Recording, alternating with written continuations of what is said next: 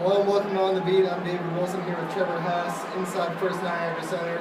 A couple hours before Syracuse takes on Western Michigan in its first game against NCAA tournament. Technically in the second round. Dayton, Ohio State's going on right now. If Syracuse beats the Broncos, they'll face the winner of this game.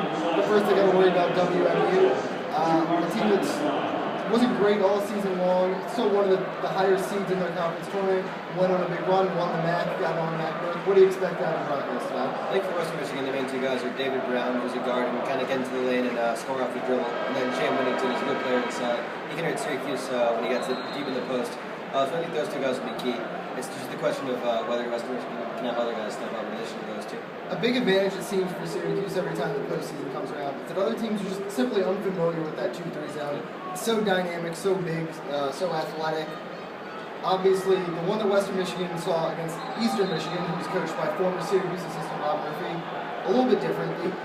Coach Murphy used a lot of the same principles as Syracuse's own, but the athleticism, the length is a big difference. Coach Murphy told me that earlier this week. Western Michigan head coach Steve Hawkins said that during his press conference yesterday. That has to help them, though, having a little bit of familiarity, right? Yeah, I think it definitely does help. They played Eastern Michigan twice, so they definitely are familiar. But like Coach Hawkins said, once you get to that zone, it's completely different. They have the same principles, but completely different players.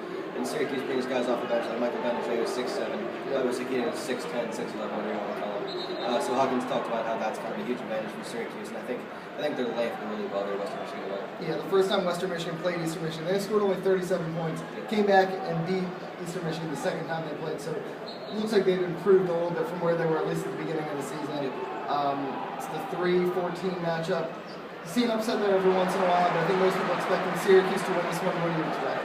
Yeah, I've got Syracuse by about 18 points, 15, 20 in that range. I think Syracuse will take care of business. The key is to get off to a hot start, because in a lot of games like this, when teams get off to a hot start, who are the underdog, they think they can win, and then if they get that mentality, sometimes they do. So Syracuse needs to get off to a hot start, and I think they will. Yeah, I agree. Probably somewhere in the 15 to 20 range.